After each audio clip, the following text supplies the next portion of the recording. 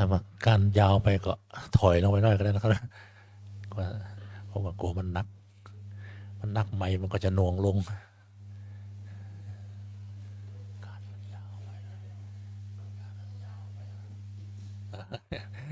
อาจารย์เพื่อจะทำเองเพราะว่าเพื่อจะโหระยะของมัน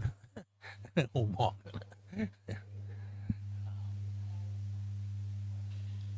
อาจารย์ถาวรน้อมถวายผ่านเบญจศีลนะครับ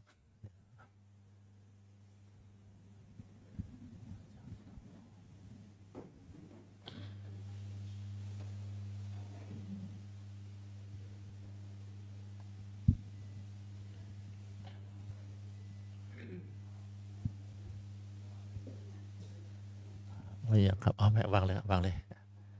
วันนี้ก็ได้วันนี้ก็ได้วันนี้ก็ได้เดี๋ยวผมจัดเองก็ได้วางเลยเดี๋ยวไปจัดเองเจริญศรัทธาสาธุชนทุกท่านกราบพระรัตนตรัยพร้อมกันนะครับ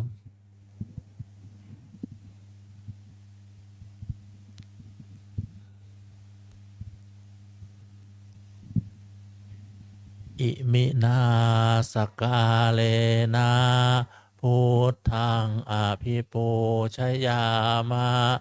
อิมินาสกาเลนะธัมมังอภิปูชยา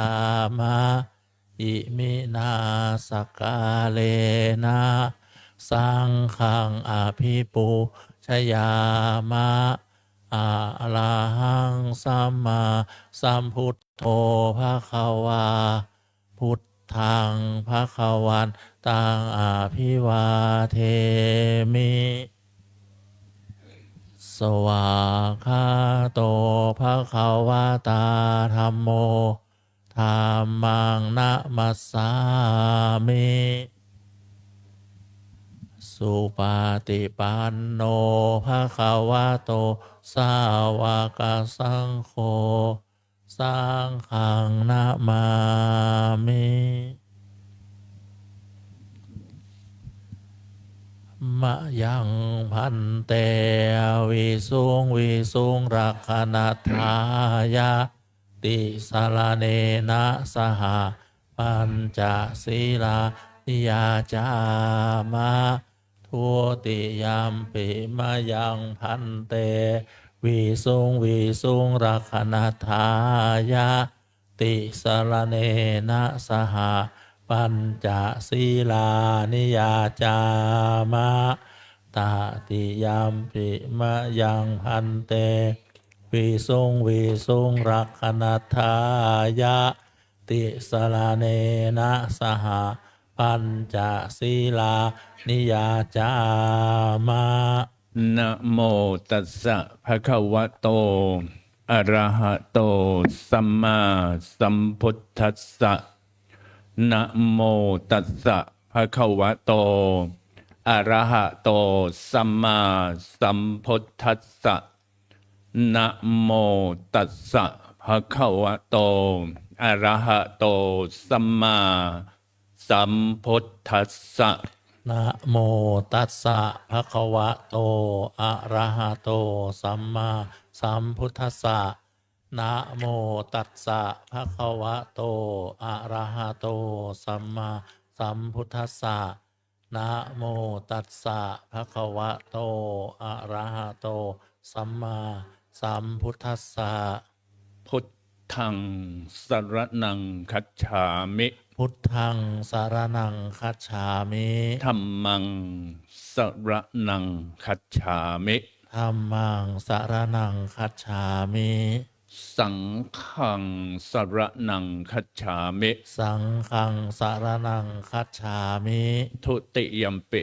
พุทธังสรณังคัจฉามิทุติยัมปิพุทธังสารนังคัจฉามิทุติยัมปิธัมมังสรณังคัจฉามิทุติยัมปิธัมมังสารนังคัจฉามิทุติยัมปิสังฆังสรณังคัจฉามิทุติยัมปิสังฆังสารนังคัจฉามิตติยัมปิพุทธังสรณังคัจฉามิตติยัมปิพุทธังสารนังคัจฉามิตติยัมปิ ธัมมังสรณังคัจฉามิตติยัมปิธัมมังสรณังคัจฉามิ ตติยัมปิสังฆังสรณังคัจฉามิตติยัมปิสังฆังสรณังคัจฉามิ ติสรณะขมะนังเนเทตัง อามะพันเต ปานาติปาตา เวระมณีสิกขาปะทังสมาธิยามิ ปานาติปาตา เวระมณีสิกขาปะทังสมาธิยามิ อทินนาทานาเวระมณีสิกขาปะทังสมาธิยามิ อาทินนาทานา เวระมณีสิกขาปะทังสมาธิยามิ กาเมสุมิจฉาจารา เวระมณีสิกขาปะทังสมาธิยามิ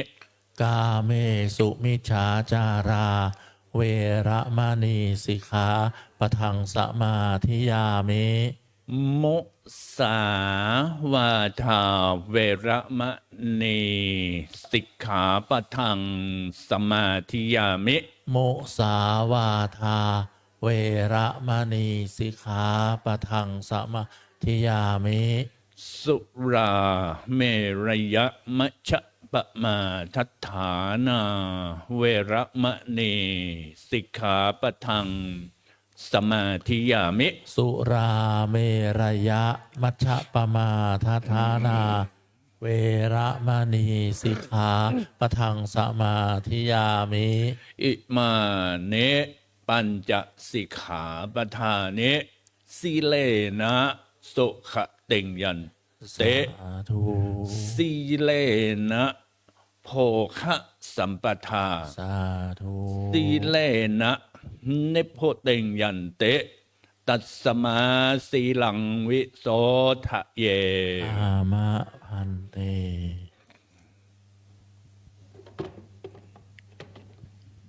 ปทุมบุภาราชาดวงดอกเขาตอกดอกไม้และลำเทียน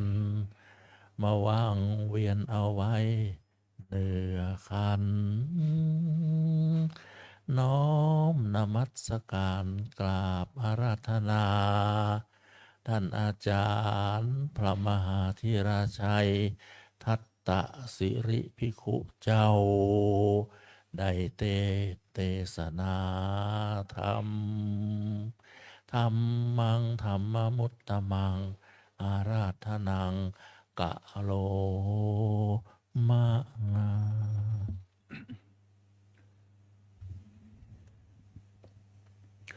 นะโมตัสสะภะคะวะโตอะระหะโตสัมมาสัมพุทธัสสะนะโมตัสสะภะคะวะโต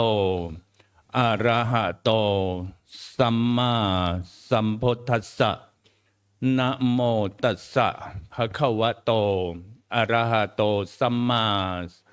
สัมพุทธัสสะธัมโมหะเวรักขติธรรมจาริงธัมโมสุจินโนสุขมาวหาติเอสานิสังโสธัมเมสุจินเนนะทุกขติงคัจฉติธรรมจารีติเอขอความนอบน้อมของข้าพเจ้าจงเกิดมีแด่องค์สมเด็จพระสัมมาสัมพุทธเจ้าพระองค์นั้นจงเกิดมีแด่พระธรรมคำสอนของพระพุทธองค์จงเกิดมีแด่พระสงฆ์ทั้งอริยสงฆ์และสมมุติสงฆ์ในส่วนของพระสงฆ์นี้จะขาดเสียไม่ได้เลยทีเดียวก็ได้เหตุว่ากระครั้งแต่หลังที่องค์สมเด็จพระสัมมาสัมพุทธเจ้าทรงเป็นผู้บริหารจัดการ ในเรื่องของหลักธรรมคำสอนในเรื่องของพระพุทธศาสนานั้นก็คณะสงฆ์ก็ยังมีความสำคัญทั้งอริยสงฆ์และสมมุติสงฆ์อันที่จะต้องเป็นฝ่ายที่แบ่งเบาภาระกิจการในพระพุทธศาสนาหรือหลักธรรมคำสอนที่องค์สมเด็จพระสัมมาสัมพุทธเจ้าทรงมุ่งหวังปรารถนามาตั้ง20 อสงไขยกับแสนกับโดยทรงทรกรรมลำบากทุกข์ทรมานเสวยพระชาติถึงมากมาย30 ทัศบำเพ็ญบารมี30 ทัศเสวยพระชาติเป็นพระโพธิสัตว์เกิดเป็นทุกอย่างที่มีชีวิตที่จะสามารถบำเพ็ญบารมีเพื่อให้บารมีนั้นเต็มเปี่ยมและก็จะได้ตรัสรู้เป็นพระพุทธเจ้าได้แต่หลังจากที่องค์สมเด็จพระสัมมาสัมพุทธเจ้าเสด็จดับขันธ์ปรินิพพานแล้วก็เหลือแต่บรรดาลูกศิษย์สาวกที่จะบริหารจัดการก็มีปัญจวัคคีย์5 องค์ประกอบไปด้วยพระอัญญาโกณัญญะพระวปะพระพัทธิยะพระมหานามะและพระอัสสชิผู้ที่โดยเฉพาะพระอัญญาโกณัญญะนั้นตั้งต้นแต่องค์สมเด็จพระสัมมาสัมพุทธเจ้าประสูติพระอัญญาโกณัญญะนั้นก็เป็นหนึ่งในพราหมณ์108 คนที่พระเจ้าสุทโธทนะซึ่งเป็นพระราชบิดาขององค์สมเด็จพระสัมมาสัมพุทธเจ้าได้เชิญนิมนต์มาเพื่อบริโภคอาหารและขนานนามตั้งชื่อให้สิทธัตถกุมารโพธิสัตว์ต่อจากนั้นพระเจ้าสุทโธทนะก็คัดกรองเอาพราหมณ์ที่มีความเชี่ยวชาญในการทำนายพระลักษณะมหาปุริสลักษณะเหลือ8 คนโดยพราหมณ์7 คนซึ่งเป็นผู้อาวุโสมากกว่าพระอัญญาโกณัญญะก็เป็นผู้ที่ทำนายพระลักษณะของพระโพธิสัตว์ เป็น2 นัยยะคือหากว่าได้ครองเพศเป็นคฤหัสถ์ก็จะได้เป็นพระเจ้าจักรพรรดิคือเป็นพระราชาเหนือพระราชาแห่งปัตตภีแต่ถ้าหากว่าได้ออกบวชก็จะเป็นศาสดาเอกของโลกโดยมิมีบุคคลใดเสมอเหมือนได้แต่พระอัญญาโกณัญญะซึ่งมีอายุน้อยที่สุดเป็นบุตรเศรษฐีพระมหาศาลที่หมู่บ้านโทนวัตถุใกล้กรุงกบิลพัสท่านเป็นพราหมณ์ที่อายุน้อยกว่าพราหมณ์ทั้ง8 คนที่ว่าน้อยนี้ก็พราหมณ์ทั้ง8 คน7 คนที่ทำนายพระลักษณะไปแล้วนั้นก็มีอายุ100 กว่าปีแล้วส่วนพระอัญญาโกณัญญะนั้นก็มีอายุประมาณ72 หรือ 73 ปีโดยประมาณก็ทำนายพระลักษณะมหาปุริสบุรุษของพระโพธิสัตว์ว่าเป็นนัยยะเดียวที่จะได้เสร็จบรรพชาอธิษฐานเป็นบรรพชิตและจะได้ตรัสรู้อนุตตรสัมมาสัมโพธิญาณเป็นพระพุทธเจ้าเป็นศาสดาเอกของโลกโดย มิมีบุคคลใดที่จะเทียบทันเสมอเหมือนเปรียบได้เหมือนดังพระพุทธเจ้าทั้ง3ประการก็คือพระองค์นั้นได้ทรงมีพระเมตตาที่คุณอย่างยิ่งยวดมีพระปัญญาที่คุณอย่างยิ่งยวดมีพระบริสุทธิ์ที่คุณหาผู้เสมอเหมือนไม่มีและมีพระมหากรุณาที่คุณที่สุดจนหาไม่ได้จนทำให้พระพุทธศาสนามีการดำรงคงไว้สืบทอดมา 2,600 กว่าปีตั้งแต่พระองค์นั้นได้ตรัสรู้อนุตตรสัมมาสัมโพธิญาณเป็นพระพุทธเจ้ามาถึงปัจจุบันก็ประมาณ 2,614 ปีโดยประมาณและสมมุติสงฆ์ก็ดังเช่นอาตมาภาพพระมหาธีรชัยทัตตสิริ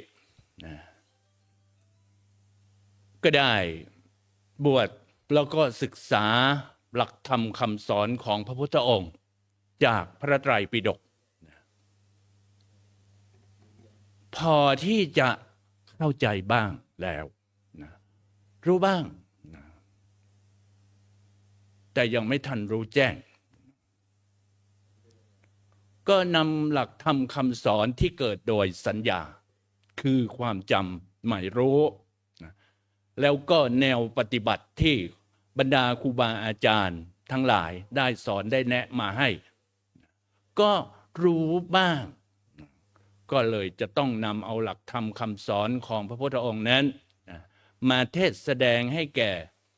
พุทธบริษัท4เราท่านทั้งหลายได้สดับรับฟังกันนี่ก็เรียกว่าสมมุติสงฆ์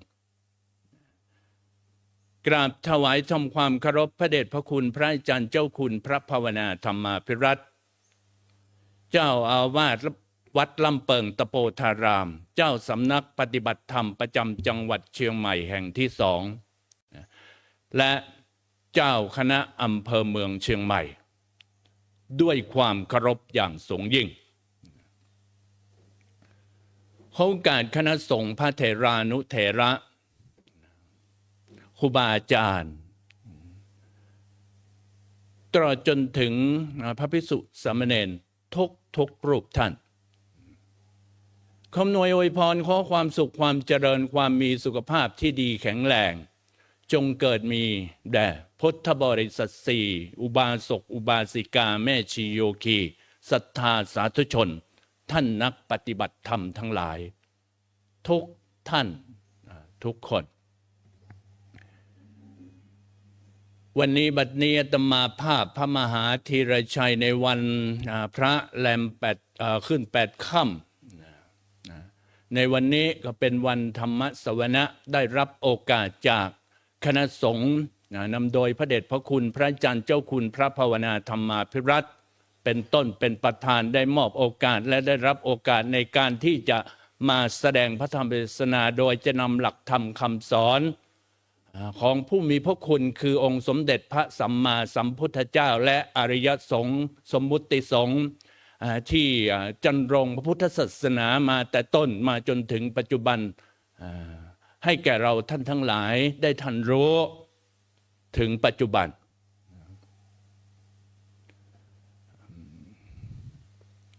เป็นอย่างที่สุด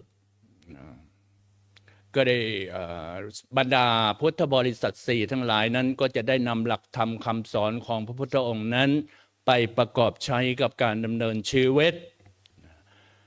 ทั้งหน้าที่การเรียนการศึกษาหน้าที่การงานจะได้ประสบกับประโยชน์สุขสำเร็จให้ชีวิตนั้นมีความดำเนินเป็นไปเป็นอยู่อย่างผาสุกลมเย็นเหมือนกันทุกท่านทุกคน ดังที่อาตมาได้ยกเป็นพุทธสุภาษิตข้างบนข้างต้นของผู้มีพระคุณที่ได้ร่วมกันจันรงพระพุทธศาสนามาแต่ต้นก็คือธรรมโมหเวก็คือธรรมแลรัคติธรรมจาริงย่อมรักษาผู้ที่มีปกติประพฤติซึ่งธรรม ธัมโมสุจินโนสุขมาวหาติธรรมอันบุคคลประพฤติดีแล้วย่อมนำความสุขมาให้เอสานิสังโสธรรมเมสุจินเนอานิสงส์นี้ย่อมเป็นอานิสงส์ในธรรมอันบุคคลประพฤติดีแล้วณทุกขติงคชติธรรมจารีผู้มีปกติประพฤติซึ่งธรรมย่อมไม่จะไม่ไปทุกขติภพเลยนี่ก็เป็นพุทธสุภาษิตเป็นพระพุทธพจน์ที่องค์สมเด็จพระสัมมาสัมพุทธเจ้าซึ่งเป็นผู้มีพระคุณองค์แรกในพุทธันดรนี้ได้ตรัสสอนเอาไว้เป็นเรื่องที่ว่าด้วยชาดกที่เกี่ยวข้องกับพระอัญญาโกณัญญะซึ่งเป็นบุคคลสำคัญแต่ต้นก็ดังที่กล่าวไปว่าพระอัญญาโกณัญญะนั้นก็ได้ทำประโยชน์ในพระพุทธศาสนามาตั้งแต่ทำนายพระลักษณะพอองค์สมเด็จพระสัมมาสัมพุทธเจ้าพระองค์นั้นยังเป็นพระโพธิสัตว์สิทธัตถกุมารมีพระชนมายุ29 พรรษาพระองค์ก็ออกเสด็จอภินิสกรมออกจากกรุงกบิลพัสเพื่อทรงผนวดอธิษฐานเป็นบรรพชิตที่ข้างแม่น้ำอนุมานาที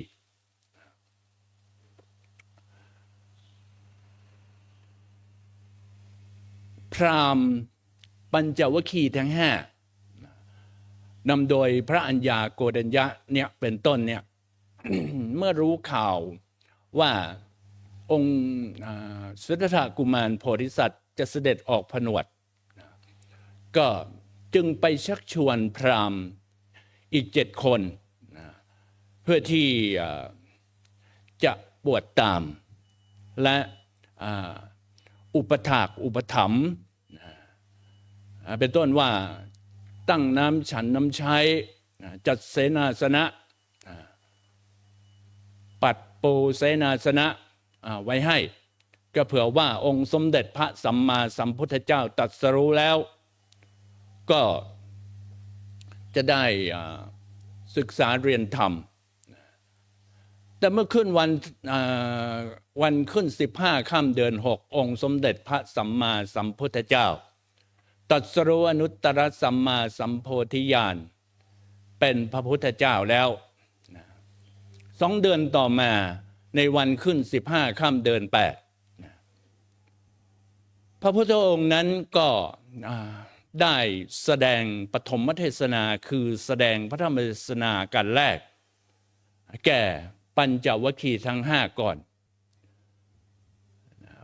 ทำให้พระอัญญาโกณัญญะนั้นได้ดวงตาเห็นธรรมและได้บรรลุธรรมเป็นพระโสดาบันในวันขึ้น15 ค่ำเดือน 8และเป็นพระภิกษุรูปแรกในพระพุทธศาสนาที่เป็นพระอริยบุคคลขั้นต้นคือปฐมผลแต่แรกเป็นองค์แรกเป็นภิกษุรูปแรกในพระพุทธศาสนาในโลกในวันขึ้น15 ค่ำเดือน 8โดยการได้รับการอุปสมบทจากองค์สมเด็จพระสัมมาสัมพุทธเจ้าด้วยเอหิภิกขุอุปสัมปทาในวันขึ้น15 ค่ำเดือน 8วันอาสาฬหบูชาหลังจากที่องค์สมเด็จพระสัมมาสัมพุทธเจ้าตรัสรู้ได้2 เดือนต่อมาในวันแรม1 ค่ำ 2 ค่ำ 3 ค่ำ 4 ค่ำพระวปปะพระพัตติยะพระมหานามะและพระสัชเชก็ได้ดวงตาเห็นธรรมได้สดับรับฟังปกิณกธรรมจากธรรมจักรกับปวัตตรสูตรขององค์สมเด็จพระสัมมาสัมพุทธเจ้าก็ บรรลุธรรมเป็นพระโสดาบันเช่นเดียวกันเมื่อวันแรม5 ค่ำเดือน8แต่ครั้งนั้นองค์สมเด็จพระสัมมาสัมพุทธเจ้าทรงเห็นว่าพระญาณของปัญจวัคคีย์ทั้ง5นั้นแก่กล้ามากแล้วจึงได้แสดงธรรมอนัตตลักษณสูตรคืออนิจจังทุกขังอนัตตาคือไตรลักษณ์ลักษณะ3ประการคืออนิจจัง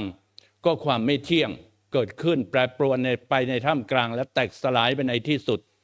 ทนอยู่สภาพเดิมไม่ได้เรียกว่าทุกข์หรือทุกขังไม่สามารถที่จะบังคับบัญชาได้เรียกว่าไม่มีตัวตนเป็นแต่สิ่งที่สมมุติขึ้นว่าเป็นสิ่งนั้นสิ่งนี้ที่สุดก็แตกสลายไปเรียกว่าเป็นอนัตตาบทธรรมที่เป็นอนัตตลักษณสูตรนั่นเองทำให้ปัญจวัคคีย์ทั้ง5นั้นเป็นพระอรหันต์เลยบรรลุเป็นพระอรหันต์ในวันแรม5 ค่ำในวันนั้นจึงเกิดมีพระอรหันต์ขึ้น6 องค์รวมกับพระพุทธเจ้าเป็นฤดูกาลเข้าพรรษาต่อมาก็ได้มีกุลบุตร55 คนมีพยศกุลบุตรเป็นต้นเป็นหัวหน้าได้สดับรับฟังพระธรรมเทศนาขององค์สมเด็จพระสัมมาสัมพุทธเจ้าอริยสัจ 4และอนุบุพพิกถาจนได้บรรลุเป็นพระอรหันต์เช่นเดียวกันและพยศกุลบุตรนั้นก็เป็นบุคคลคนเดียวที่ยังไม่ทันบวชก็ได้เป็นบรรลุเป็นพระอรหันต์ในเพศคฤหัสถ์นั่นเองเพราะเขาเป็นคนมีบุญมากเป็นลูกของนางสุชาดาผู้ที่ถวายทานก่อนที่พระพุทธเจ้าจะตรัสรู้ก็ลงมาเกิดกับนางสุชาดาที่ถวายข้าวมัทุปายาตกับพระพุทธเจ้าก่อนตรัสรู้เป็นเพศคฤหัสถ์และบรรลุพระอรหันต์จึงเกิดมีพระอรหันต์เกิดขึ้นในโลกถึง61 องค์และองค์สมเด็จพระสัมมาสัมพุทธเจ้าจึงทรงพระอรหันต์ทั้งหลาย60 องค์ออกประกาศพระศาสนาในวันแรม1 ค่ำเดือน11ก็ออกพรรษาพอดีก็ตอนที่กล่าวมาแต่ต้นนั้นประกาศศาสนาแสดงปฐมเทศนาในวันเข้าพรรษาอาสาฬหบูชาแล้วก็วันเข้าพรรษาออกพรรษาก็มีพระอรหันต์61 องค์รวมทั้งพระพุทธเจ้าทรงไปประกาศพระศาสนาว่าเธอทั้งหลายจงเที่ยวจาริกไปเพื่อประโยชน์กับพุทธศาสนิกชนทั่วโลกก็อย่าไปเพราะตอนนี้ภิกษุยังมีน้อยอยู่มีแค่60 องค์อย่าไปทางเดียวกัน2 รูปจะได้กระจายกันไปทำให้พระพุทธศาสนานั้นเจริญรุ่งเรืองแสดงธรรมอันงามในเบื้องต้นคือศีลแสดงธรรมอันงามในท่ามกลางคือสมาธิคือสมถะเจริญสมาธิทำจิตให้สงบปัญญาในเบื้องปลายก็แสดงธรรมด้วยปัญญางามในเบื้องปลายก็คือศีลสมาธิปัญญานั่นเองส่วนพระองค์เองพระองค์ก็ตรัสว่าจะไปยังตำบลอุรุเวลาเสนานิคมเพื่อแสดงธรรมเช่นเดียวกันจึงทำให้เกิดมีพระอรหันต์เกิดขึ้นอีก 1,003 คนมีพระอุรุเวลกัสสปะพระนาทีกัสสปะพระขยากัสสปะซึ่งเป็นหัวหน้าของอดีตเหล่าชดินผู้ที่ได้สดับรับฟังคำสอนของพระพุทธเจ้าแล้วก็ได้เป็นพระอรหันต์ทั้งหมด ต่อมาในวันมาฆบูชาหลังจากที่องค์สมเด็จพระสัมมาสัมพุทธเจ้าตรัสรู้เป็นพระพุทธเจ้าได้9 เดือนในที่นั้น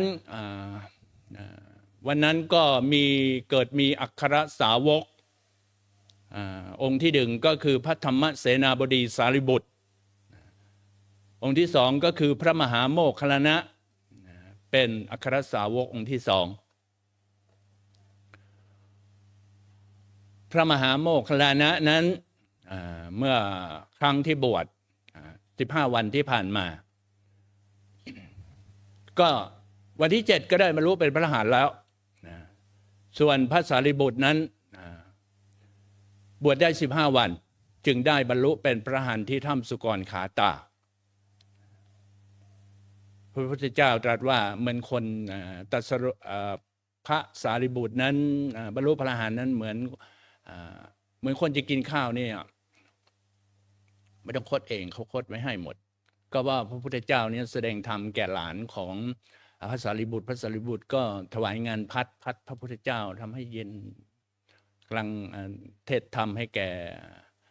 หลานอยู่ที่ข้านาคนะหลานของพระสาเป็นปริพาชกก็หลานของพระสารีบุตรทำให้พระสารีบุตรได้ยินการแสดงธรรมของพระพุทธเจ้าแก่ที่ข้านาคปริพาชกนั้นสุปหลานนั้นก็ในวันนั้นก็ญาณก็เกิดแก่กล้ารู้แจ้งขึ้นมา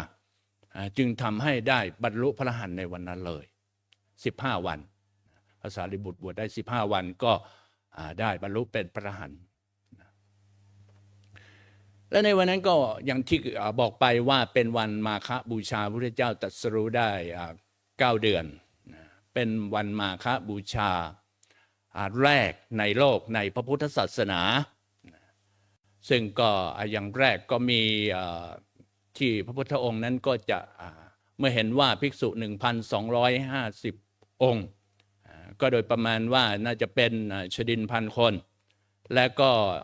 พระสารีบุตรและพระโมคคัลลานะพร้อมเท่าลูกศิษย์อีก250 คนก็เป็น 1,250 องค์นะรวมกันอยู่ที่วัดพระเวฬุวันซึ่งองค์สมเด็จพระสัมมาสัมพุทธเจ้าในฤดูกาลออกพรรษานั้นในวันมาฆบูชานั้นก็ประทับอยู่ที่วัดพระเวฬุวันในช่วงนั้นก็พระเจ้าพิมพิสารก็สร้างวัดพระเวฬุวันถวายพระพุทธเจ้าเป็นที่พำนักเพราะว่าพระสงฆ์ก็มีเยอะขึ้น 2-3 พันขึ้นองค์รูปมาแล้วนะกลัวว่า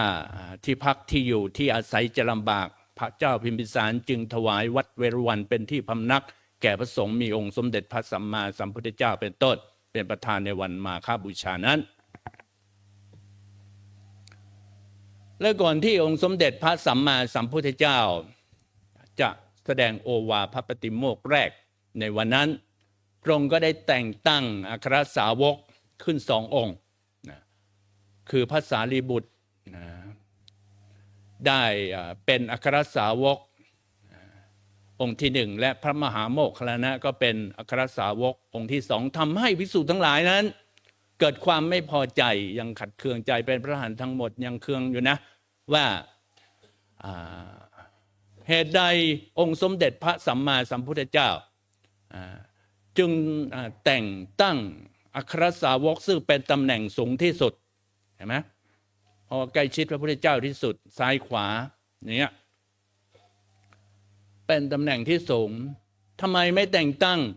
ภิกษุที่บวชใหม่แล้วทำไมต้องแต่งตั้งภิกษุผู้บวชภายหลังโพธนายกโทษพระพุทธเจ้าเป็นประธานทั้งหมดแล้วนะ 1,250 องค์นะก็ยังมีความขัดเคืองใจอยู่องค์สมเด็จพระสัมมาสัมพุทธเจ้าก็ตรัสว่าดูก่อนภิกษุทั้งหลายเราแต่งตั้งเนี่ยดังที่พวกเธอกล่าวหาเราว่าเรามองดูหน้าด้วยการแต่งตั้งอัครสาวกนี้เป็นตำแหน่งที่สูงนี้โดยการเลือกหน้ามองดูหน้าแล้วแต่งตั้งถวายหาเป็นเช่นนั้นไหมเนี่ยพระพุทธเจ้าก็บอกอย่างนี้การที่เราแต่งตั้งแต่ละบุคคลพุทธสาวกแต่ละบุคคลอยู่ในตำแหน่งนั้นๆก็มีตำแหน่งอัครสาวกฝ่ายขวาก็คือพระธรรมเสนาบดีสารีบุตรนี้เป็นอัครสาวกฝ่ายขวาองค์ที่1และพระมหาโมคคัลลานะเป็นอัครสาวกองค์ที่2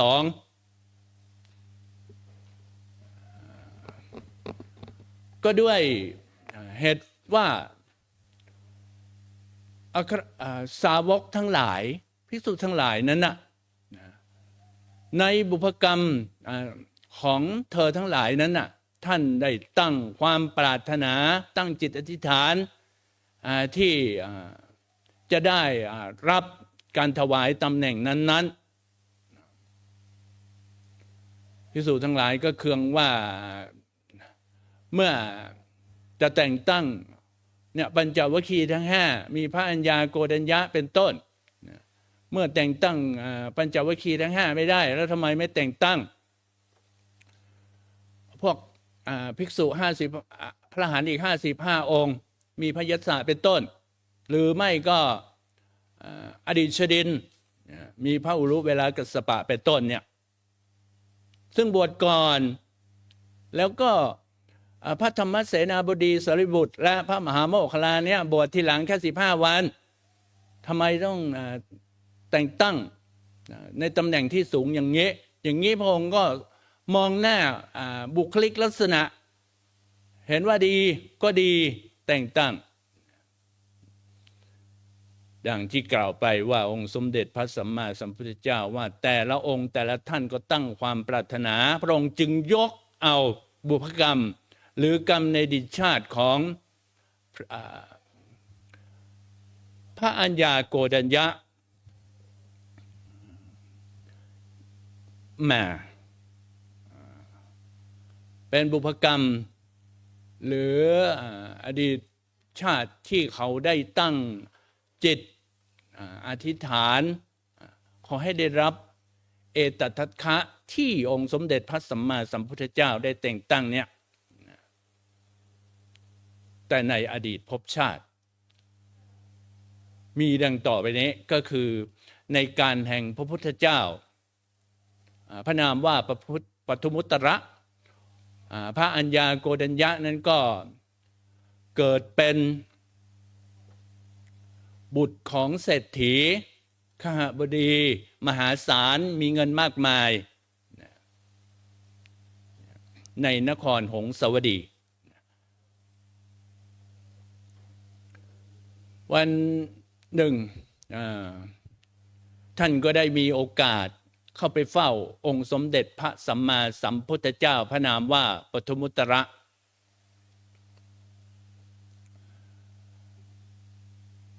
พร้อมกับชาวเมืองหงสาวดีเพื่อที่จะเข้าไปฟังธรรมครั้งนั้นท่านก็ได้มีโอกาสเห็นองค์สมเด็จพระสัมมาสัมพุทธเจ้าพระนามว่าปทุมุตระได้แต่งตั้งพุทธสาวกยกย่องให้เป็นเอตทัคคะด้านรัตตัญโยคือผู้รู้ราตรีนานคือได้ฟังธรรมได้บรรลุธรรมได้ยินได้ฟังมามากท่านก็มีความศรัทธาจึงทำความศรัทธาให้ปรากฏเห็นด้วยการถวายมหาทานแด่องค์สมเด็จพระสัมมาสัมพุทธเจ้าพระองค์นั้นพร้อมทั้งสาวกทั้งหลายตลอดทั้ง7 วันและในวันที่7ซึ่งเป็นวันสุดท้ายแห่งการถวายทานอดีตพระอัญญาโกณัญญะอดีตภพชาตินั้นก็ซึ่งเป็นบุตรเศรษฐีนั้นก็สั่งให้เปิดเรือนคลังเป็นที่เก็บผ้าเนื้อดีชั้นเลิศแล้วก็สั่งให้นำมาเพื่อที่จะแล้วก็นำมาถวายแทบพระบาทขององค์สมเด็จพระสัมมาสัมพุทธเจ้าพระนามว่า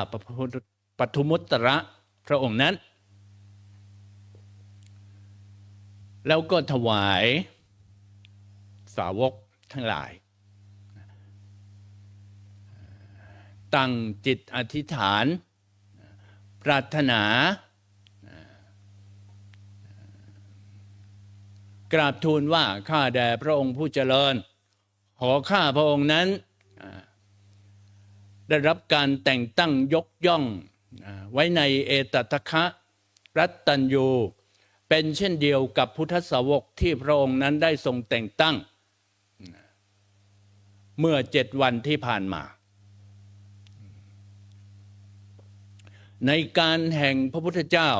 ในอนาคตการด้วยเถิดพระเจ้าค่ะ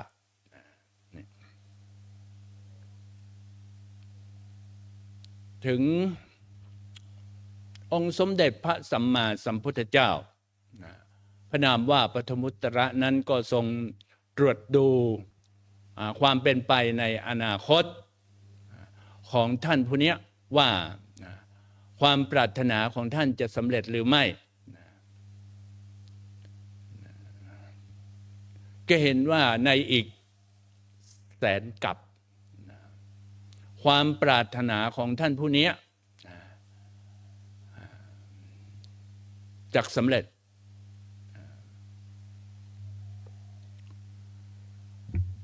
จึงทรงพยากรณ์ว่าทรงพยากรณ์ด้วยอนาคตังสยานด้วยญาณอันเป็นของพระองค์เองนั้นนะญาณของพระพุทธเจ้าเนี่ยว่าท่านผู้นี้จะได้รับการแต่งตั้งยกย่องไว้ในตำแหน่งเอตทัคคะด้านรัตตัญญูในการแห่งพระพุทธเจ้าพระนามว่าโคดมและจะได้รับการยกย่องเอาไว้ในตำแหน่งเอตทัคคะด้านรัตตัญญูในพุทธกาลในอนาคตการเมื่อท่านได้ยินเช่นนั้นท่านก็เรียกว่าเหมือนมีปิติเนาะเกิดปิติเมื่อได้ยินคำพยากรณ์จากพระพุทธเจ้าคำพยากรณ์ของพระพุทธเจ้าเนี้ยเรียกว่าเป็นแน่นะพระพุทธเจ้าพูดอะไรแล้วไม่มีผิดเพี้ยนเกิดปิติซับซันขึ้น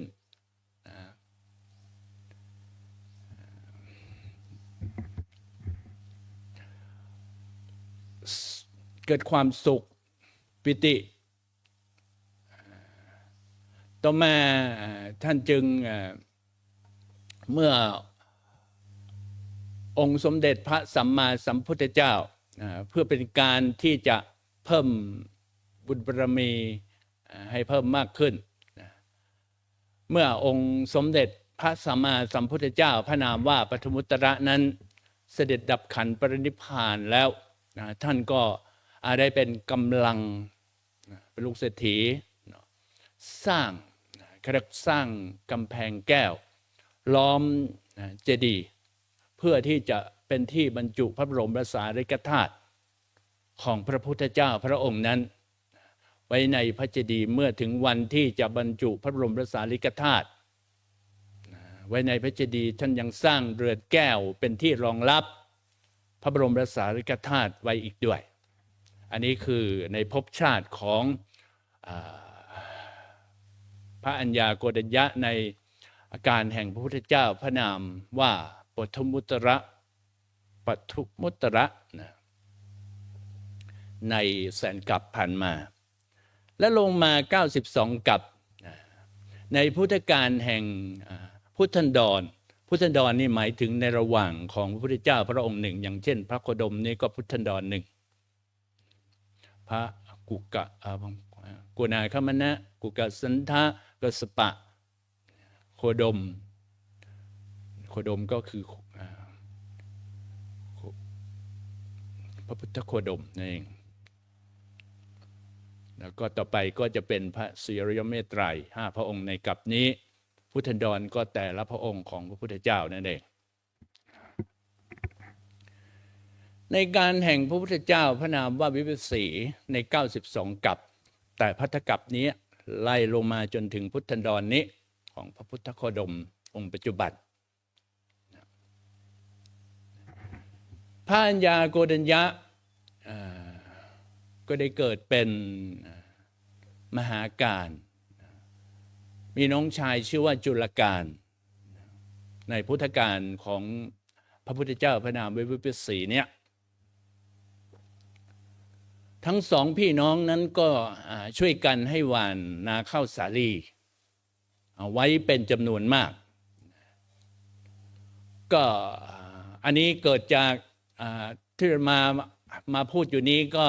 นำเอาในพระไตรปิฎกในพระสุตตันตปิฎกอัตถกถาคูฎกนิกายนะแห่งธรรมบทในยมกวรรคที่หนึ่งไม่ได้เอามาจาก Google เอามาจากพระไตรปิฎกฉบับมหาจุฬาลงกรณราชวิทยาลัยที่สร้างถวายสมเด็จพระนางเจ้าสิริกิติ์พระบรมราชินีนาถในปีพุทธศักราช 2539 มาเป็นที่อ้างอิงไม่ได้เอามาจาก Google อาจจะผิดเพี้ยนเพราะว่าคอมพิวเตอร์เนาะคนไม่ผิดเพี้ยนแล้วคอมพิวเตอร์อาจเป็นไปได้สิ่งไม่มีชีวิตทรงที่มนุษย์กำกับเขาไม่มีชีวิตอ่ะบางทีไอ้ก็เริ่มผิดเพี้ยนลงไปบ้าง Google มหาการเกิดเป็นสุภัททปริภาชกในการแห่งพุทธเจ้าพระนามว่าวิปัสสีซึ่งเป็นภิกษุรูปสุดท้ายที่ได้รับการอุปสมบทจากองค์สมเด็จพระสัมมาสัมพุทธเจ้าพระนามว่าโคดมก่อนที่พระองค์จะเสด็จดับขันธ์ปรินิพพานพุทธเจ้าองค์ปัจจุบันและนายจุรการผู้เป็นน้องก็เกิดเป็นพระอัญญาโกณฑัญญะในพุทธันดรนี้สุภัททปริภาชกเขาก็เป็นที่ได้บวชรูปสุดท้ายก็เหตุว่าไม่ได้มีความขมักเขม้นก็กระตือรือร้นในการถวายทานนะแต่จุรการคืออัญญาโกณฑัญญะนี่กระตือรือร้นในการถวายทานแด่พระพุทธเจ้าแล้วก็กระตือรือร้นและตั้งจิตอธิษฐานอีกว่าขอให้เราได้สำเร็จได้รับตำแหน่งเอตทัคคะด้านรัตตัญญูคือผู้รู้ราตรีนานมาตั้งแต่พระพุทธเจ้าพระนามว่าปทุมุตตระและมาถึงพระพุทธเจ้าพระนามวิปัสสีก็ในการครั้งนั้นจุรการหรือพระอัญญาโกณฑัญญะเนี่ยก็ไปนาข้าวสาลีที่บอกไปนะว่าเขาปลูกนาข้าวสาลีไว้เป็นจำนวนมากเห็นนาข้าวสาลีเห็นรวงข้าวสาลีนี่กำลังสุกงอมกำลังท้องน้ำนมก็เกิดจิตศรัทธาคิดได้ในเรื่องของความศรัทธาจึงฉีกข้าวสาลีที่กำลังท้องน้ำนมนี่นะข้าวแมนเมืองว่าข้าวแมนเนี่ยชิมดูนะก็เห็นว่ารสอร่อยมากเลยนะพออร่อยแล้วก็คิดได้ว่าเราจะฉีกข้าวสาลีเนี้ยที่กำลังท้องน้ำนมเนี่ยถวายเป็นทานแด่พระสงฆ์มีพระพุทธเจ้าเป็นประมุขเพื่อเพิ่มบารมี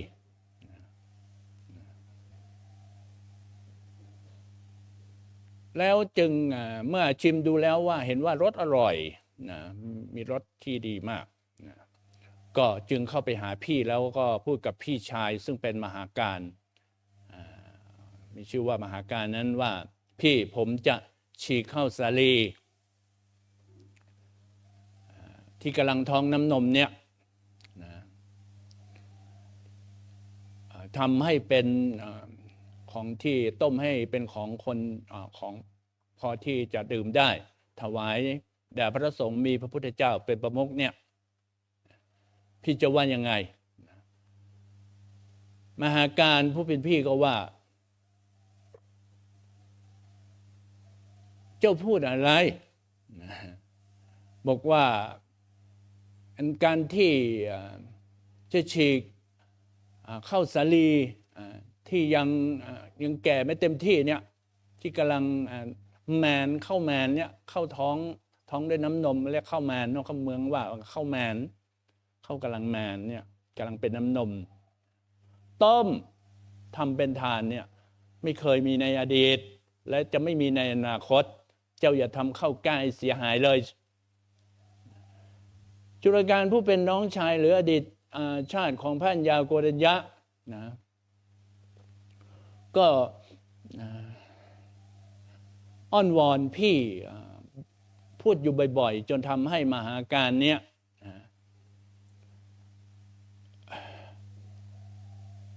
คิดว่า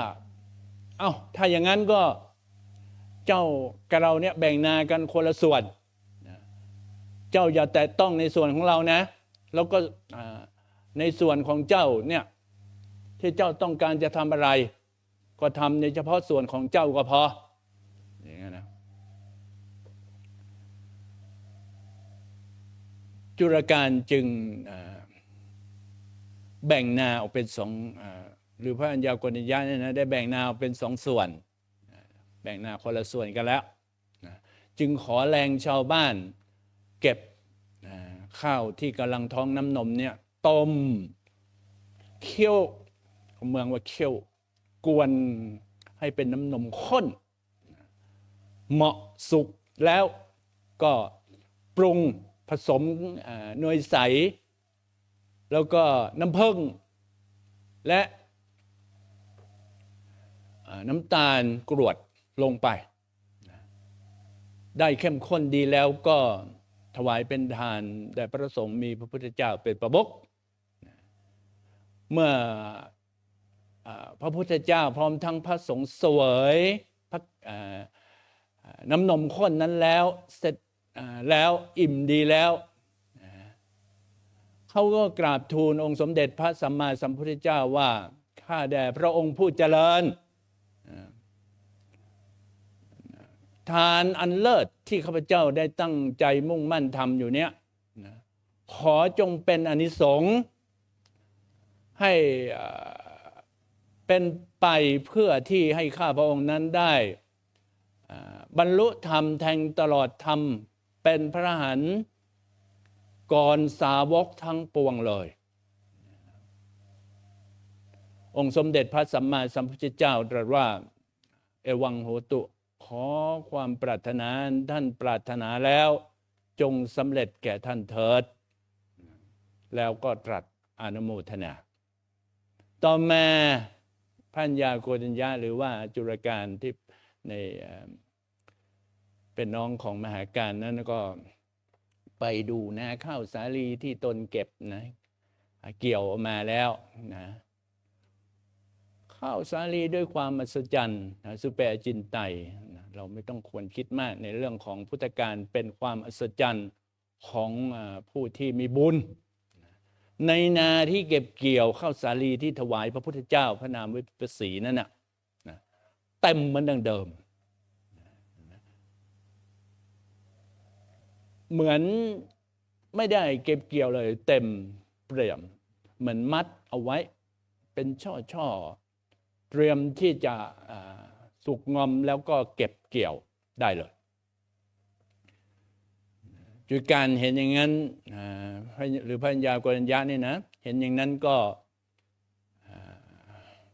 จึงเกิดปิติโดยความสัจจันในบุญของเขามีทั้งสร้างมามากมายเนี่ยนะที่จะได้บรรลุเป็นพระอรหันต์ในภพพุทธดรนี้นะก็เลยคิดว่าโอ้ครั้งนี้เป็นลาภของเราจริงๆลาภที่ได้คิดอยู่นี้เนี่ยไม่ใช่ว่าได้วัตถุข้าวสาลีเต็มทุ่งนาก็นั่นมีส่วนอยู่แต่ลาภที่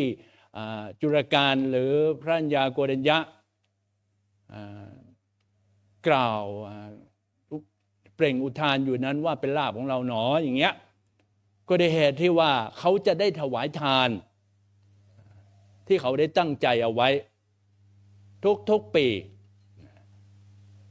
แล้วเขาก็ได้ทำอย่างนั้นจริงๆจึงถวายทานรวมทั้งหมด9 ครั้ง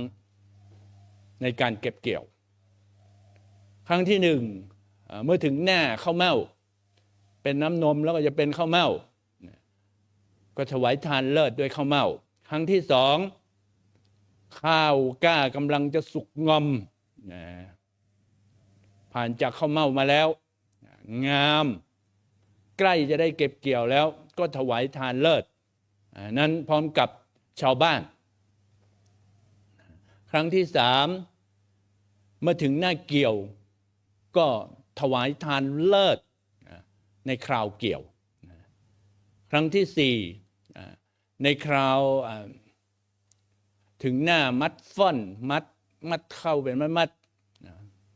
ก็ถวายทานเลิศด้วยการมัดฟ่อนในคราวมัดฟ่อนนั่นนะครั้งที่ห้าเมื่อถึงหน้า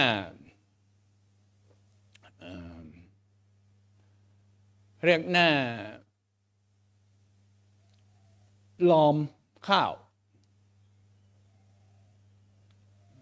เห็นไหมทำยังต้องทำเชือกมัดขเน็ดก่อนเชือกมัดเข้าบ้านเฮามันเร็วไปใจตอกนะมัดเข้าก็เขาตอนพุทธกาลนี้เขาทำเชือกมัดขเน็ดก็ถวายทานเลิศด้วยไอ้เชือกทำมัดขเน็ดเป็นมัดเป็นฟ่อนในครั้งที่ห้าครั้งที่หกก็เมื่อถึงหน้าลานประเดี๋ยวนี้เปิ้นสีเข้าก็ใช้รถเนาะแต่ก่อนนี้ต้องทำลานฟาดข้าวอะไรเงี้ยก็ถวายทานเลิศด้วยการ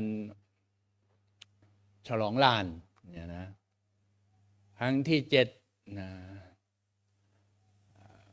ทีนี้ก็รอมข้าวละกองข้าวรอมข้าวกองข้าวนะเป็นกองสมัยโบราณก็มีกองข้าวกองไงรอมข้าวนะก็ถวายทานเลิศอีกครั้งหนึ่งนะแล้วครั้งที่8ก็เอาข้าวลงฉางก็ท่านยังถวายทานอีกนะทานเลิศในพุทธกาลเนี่ยเนาะจุลกาลก็น่าจะเป็นทั้งชาวบ้านด้วยที่เขาทำเป็นประเพณีมาและครั้งที่9ครั้งสุดท้ายก็พร้อมกับชาวบ้านทั้งหลายนั่นนะก็ถวายทานเขาเรียกว่าล่าสุดก็ถวายทานทั้งหมดมา8ครั้งก็รวมทั้งนี้รวม9ครั้งตั้งแต่มัดฟันมาเป็นต้นก็ทำทานนั้นรวมเป็น9ครั้งที่สุดนายจุลการหรือพระอัญญาโกณัญญะนะอดีตชาติของพระอัญญาโกณัญญะนะก็ไปตรวจดูที่นาหลังจากที่ได้ถวายทานรวม9ครั้งแล้วที่นาของเขาเนี่ยนะเต็มหนาแน่นเหมือนดังเดิมข้าวก็อุดมสมบูรณ์เหมือนอย่างเดิมเลยที่นานั้นเขาก็ได้ถวายทานแต่ละปีรวม9ครั้งอย่างเงี้ยที่แห่งนาก็มีความอุดมสมบูรณ์ทุกครั้งทุกปีที่ทำก็เต็มอย่างนี้ทุกปีด้วยความมหัศจรรย์ในบุญของเขาทำอยู่อย่างเงี้ยทุกปีก็อานิสงส์บุญขึ้นดังนั้นทานชื่อว่าทานเนี่ยชื่อว่าผู้ปฏิบัติธรรมมีการให้ทานเป็นต้นเนี่ยย่อมรักษาตนดังที่พุทธดำรัสซึ่งเป็นพระพุทธพจน์ที่องค์สมเด็จพระสัมมาสัมพุทธเจ้าได้ตรัสสอนเอาไว้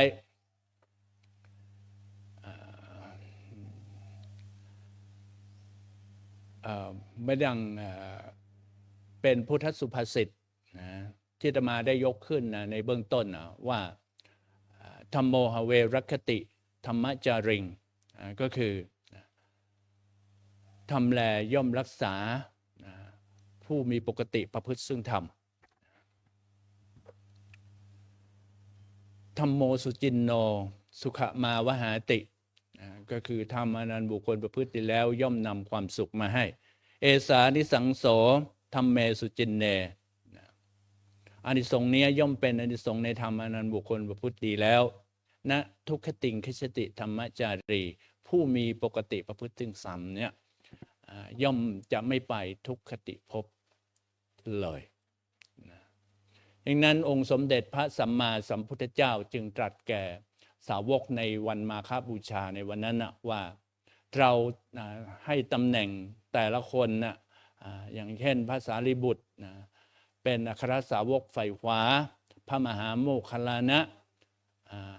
อัครสาวกฝ่ายซ้ายแม้เขาจะบวชในภายหลังและเราไม่ได้ให้ตำแหน่งอัครสาวกซึ่งเป็นตำแหน่งที่สูงแก่พระอัญญาโกณัญญะซึ่งเป็นภิกษุที่บวชก่อนนั้นก็โดยเหตุว่าเขาทั้งหลายแต่ละคนตั้งต้นแต่พระสารีบุตรมาจนถึงอัญญาโกณัญญะปัญจวัคคีย์ทั้ง5และภิกษุ55องค์มีพยสสะกุลบุตรเป็นพยสสะเป็นต้นและอดีตชดินมีพระอุรุเวลากัสสปะเขาก็ตั้งความปรารถนาอธิษฐานได้รับตำแหน่งแต่ละตำแหน่งของแต่ละคนและได้ประกอบบุญมาตั้งจิตอธิษฐานเพื่อให้ได้ดังที่ตนมุ่งหวังปรารถนาดังนั้นเราได้แต่งตั้งเขาเหล่านั้นขึ้นมาไม่ได้แต่งตั้งด้วยการมองดูบุคลิกลักษณะใบหน้าของพวกเขาแล้วแต่งตั้งถวายแก่พวกเขาเลยนะภิกษุทั้งหลายเนี่ยองค์สมเด็จพระสัมมาสัมพุทธเจ้าก็ได้แต่งตั้งของแต่ละคนนี้จึงเป็นความเข้าใจที่ว่าทำไมองค์สมเด็จพระสัมมาสัมพุทธเจ้าจึงแต่งตั้งพระสารีบุตรและพระมหาโมคคัลลานะซึ่งบวชได้15วันเป็นอัครสาวกฝ่ายขวาฝ่ายซ้ายนี่นะแล้วก็มีพระอัญญาโกณัญญะซึ่งเป็นผู้โสเป็นผู้ที่ได้บรรลุเป็นพระอรหันต์เป็นภิกษุรูปแรกทำไมไม่แต่งตั้งไว้ในตำแหน่งที่สูงอย่างนี้ก็ได้เหตุที่ดังที่องค์สมเด็จพระสัมมาสัมพุทธเจ้าได้ตรัสบอกแก่ภิกษุ 1,250 รูป10 องค์ในวันมาฆบูชาแรกในโลกในวันนั้นที่วัดพระเวรุวันก็เป็นไปด้วยประกาศฉนัยเอาละการแสดงพระธรรมเทศนาในวันนี้มองดูเวลาก็เหมาะแก่เวลาก็มาภาพพระมหาธีรชัยก็ขอสรุปบทในการแสดงพระธรรมเทศนานี้ขอรัตนาคุณของพระศรีรัตนตรัยคุณของพระพุทธพระธรรมและพระสงฆ์พระคุณของพระเดชพระคุณพระพรหมมงคลหลวงปู่ซึ่งมีคุณอุปการมีบุญมีพระคุณแก่เราท่านทั้งหลายมากและ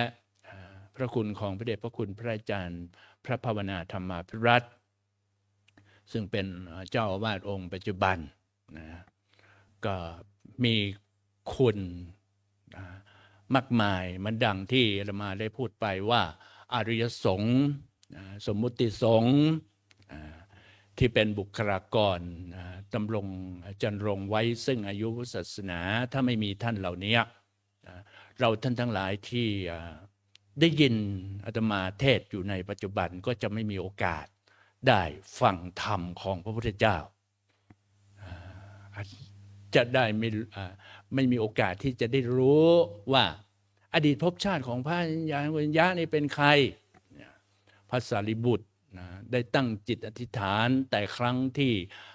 ในการแห่งพระพุทธเจ้าของพระนามว่าอนุมาทสีตั้ง1 อสงไขยกแสนกลับผ่านมาว่าขอได้เป็นอัครสาวกพร้อมกับพระมหาโมคคัลลานะมานี่ก็คือคุณอเนกอนันต์ของอริยสงฆ์สมมุติสงฆ์ผู้ที่จันรงอายุพุทธศาสนาตกทอดมา 614 ปีมาถึงเราท่านทั้งหลายณปัจจุบันและอานิสงส์ผลบุญที่บรรดาพุทธบริษัทสี่อุบาสกอุบาสิกาแม่ชีโยคีศรัทธาสาธุชนท่านนักปฏิบัติธรรมทั้งหลายที่ได้ทำมาแต่ต้นทุกภพทุกชาติเป็นครั้งแรกมาจนถึงครั้งปัจจุบันก็ขอจงเป็นภรวะปัจจัยนะให้บรรดาพุทธบริษัทสี่ศรัทธาสาธุชนทั้งหลายนั้นได้รับประสบประโยชน์สุขสำเร็จนะมีความสุขมีความเจริญสิริสวัสดิ์พิพัฒน์มงคลสมบูรณ์พูนผลด้วยพรชัยสี่ประการคือมีอายุก็ขอให้มีอายุยืนยาวอยู่ทุกภพทุกชาติมีวรรณะถ้ายังไม่ได้ถึงบรรลุนิพพานก็ให้เกิดในตระกูลที่ดีมีบุคลิกลักษณะมีอวัยวะสวยงามหล่ออยู่ทุกภพทุกชาติ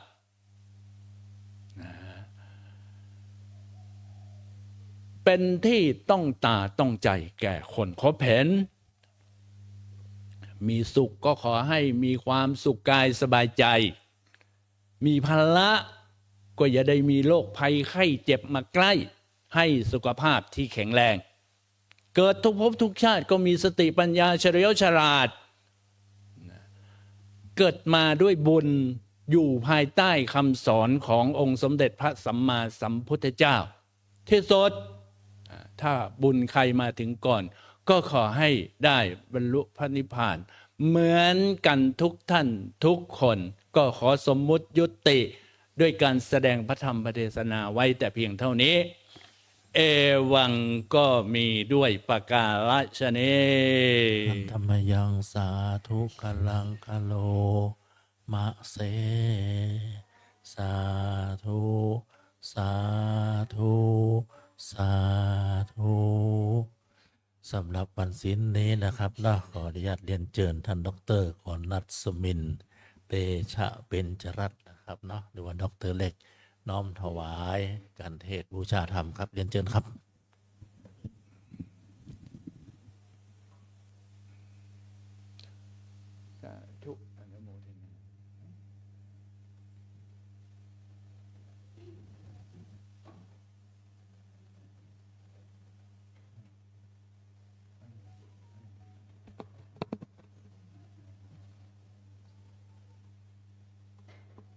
เราก็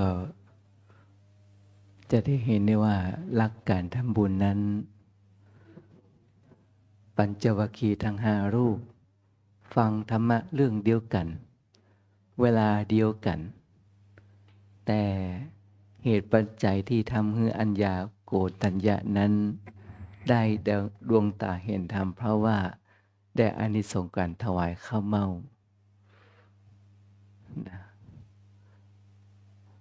เดี๋ยวไปนอนมันก็เป็นบอกบุญเขาเนาะ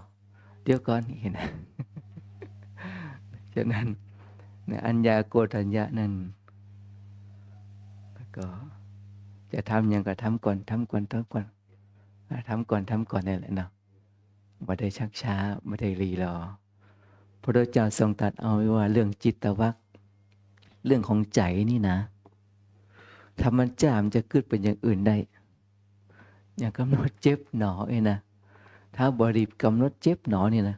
ใจจะคิดเป็นอย่างอื่นได้ก็เราลองคิดไต่ตองดูว่าเวลาจะไปจ่ายตลาดเขาอยู่ที่บ้านเขาคิดว่าเขาจะซื้อสิ่งนั้นเวลาไปห้างแต่แล้วไปถึงตลาดแล้วเป็นไงเขาซื้อเขาไปหาอย่างอื่นก่อนเนาะ